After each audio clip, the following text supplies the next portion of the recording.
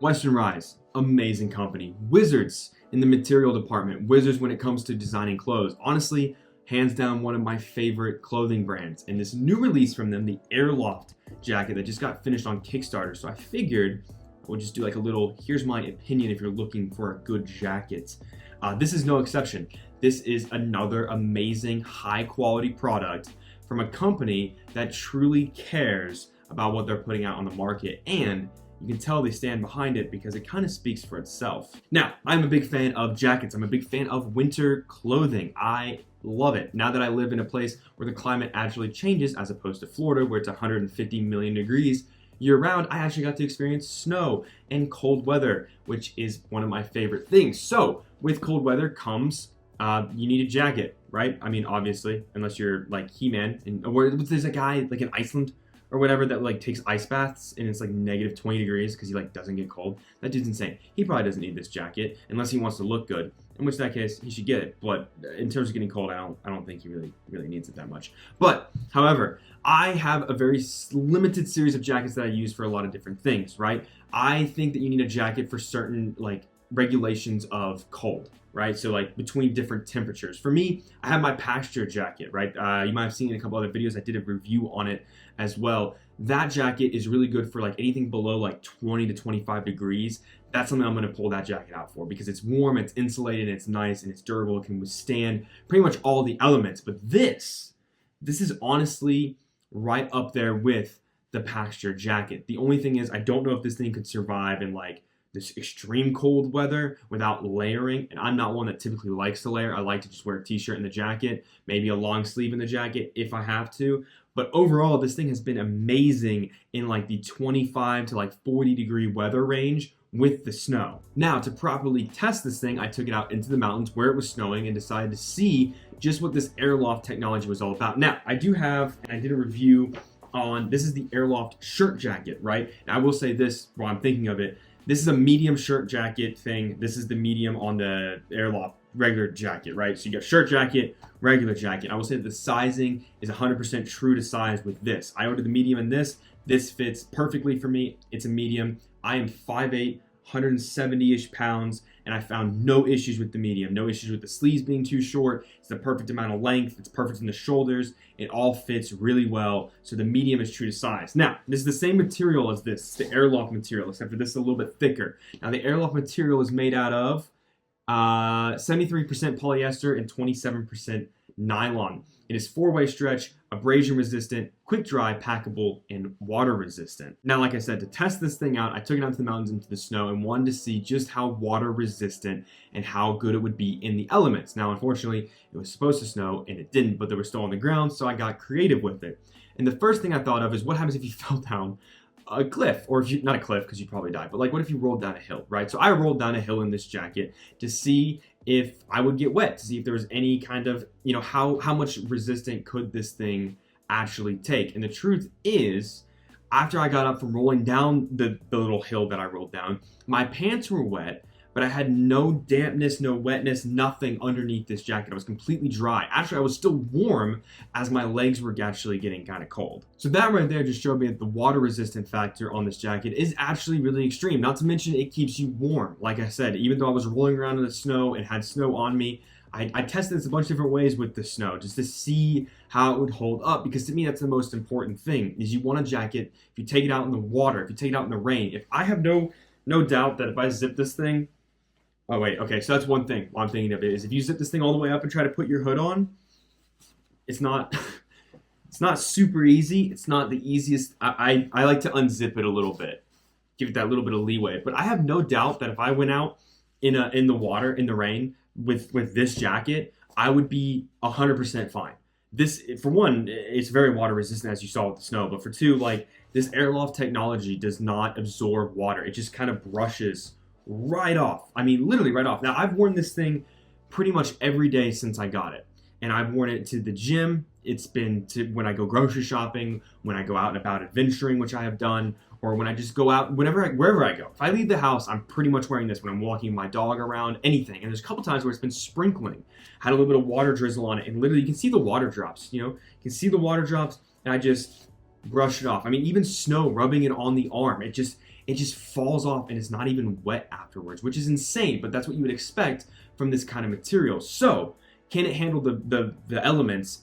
Absolutely. But is it comfortable while handling the elements? And the answer to that is absolutely. This thing is incredibly comfortable. I love it so much. I literally wear it all the time. I also have, I thought I'd show this as well. This is the merino hoodie, right? Dang it, everything's falling. This is the merino hoodie. Now, this is pretty much, now, this is like for above 50 degrees, maybe even like in the 60-degree range. It's very thin, but it's super, super comfortable, right? It's not something that would keep you very warm unless you layered up underneath it. Now, when I wake up for work, I keep my window open in my office, so it's like about 63, 64 in my office by the time I wake up for work, and I usually just throw this on, and I'm comfortable as can be. It's a very, very comfortable, like little hoodie to kind of just sit around. It's a very good lounge hoodie.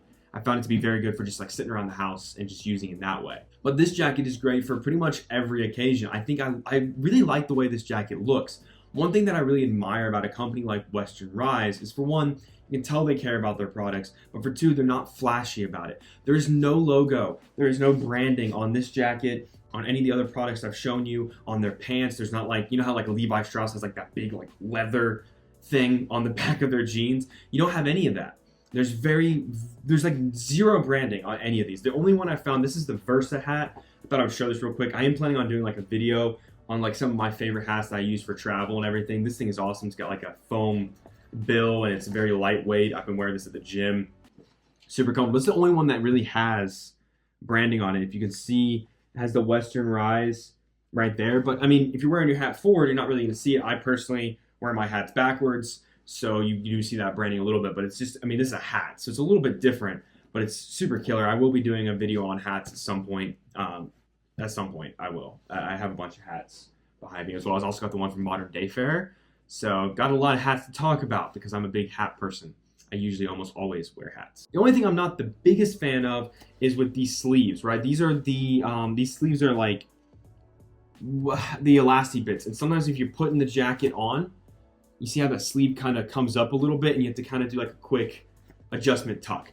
Deal breaker? Absolutely not. Mild inconvenience? Yeah, it is. It's a mild inconvenience. I kind of wish that there was a thumb sleeve on the inside fabric, kind of like how my Packster jacket has. I would like that, because then I could put gloves on and this jacket would be 100% good for the elements. The only thing that worries me is, depending on how I wear my gloves, snow could get in here and then it can be kind of a pain to get out. But overall, I mean, unless you're rolling down hills because you're an idiot that makes YouTube videos about stuff, I would say you probably don't have much to worry about. Now, another thing is, if you're a kind of person that likes jackets with a lot of pockets, right, with a lot of functionality, this isn't going to be the jacket for you. There's 2 pockets here.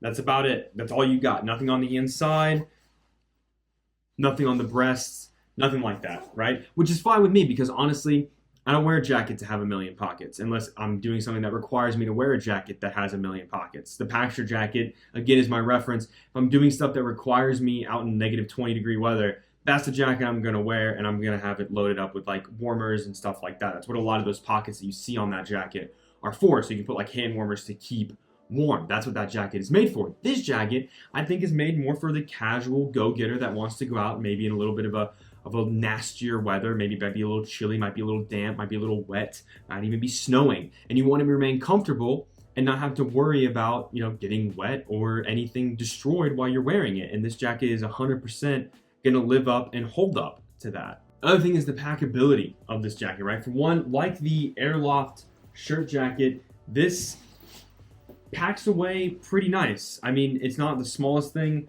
in the world, but this fabric does have that 4-way stretch, so it does pack up pretty nicely. This is a good go-to travel jacket because it's not going to take up a lot of space. I wouldn't suggest trying to fold it up, just laying it flat on top. Like if you have any kind of travel bag, you just open it up, lay this on flat on top, and you're good to go. It's not going to take up a lot of space. Honestly, if I might end up redoing that travel clothing video sometime next year or this year, and honestly, this one would be at the top of the list for the travel jacket, because this is more comfortable than any of the other jackets I mentioned on that video, and it packs way easier than any of the jackets I mentioned on that video as well. So if you're ultimately looking for a really good do-it-all jacket, then I would highly suggest, this is gonna be a quick video because there's not much to say. It's a jacket, it's nice, it's wonderful. I love Western Rise, I love this. If you're looking for a good jacket, if you're looking for something to go out and battle some mild elements in, but also remain comfortable and also be kind of stylish. I think this is, I don't know what it is, but I feel like I'm about to go on like an Arctic,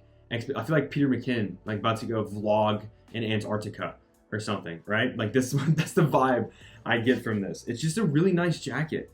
Like just overall, everything about this has just been absolutely a joy to use. So if you have any questions, comments, or concerns about this jacket, let me know in the comments below and I'll do my best to answer those for you. You can follow me on Instagram at odie_matthews. I also have an email if you want to send me any questions or anything like that, odiematthewsbags@gmail.com. I also have a Patreon. If you want to do over there, chuck a buck or two or whatever. There's giveaway going on in February, ends on the 15th for my Patreon. Every month there's a giveaway going on. So if you want to go over there and chuck in a buck and see if you can't win February's giveaway, have at it. The giveaways are usually like bags and stuff, and all that money from Patreon goes back into the channel. There's a Patreon welcome video that explains all that. Thank you guys again for all the support you give this channel. Please leave a like, subscribe for more nonsense, and I will see you next time.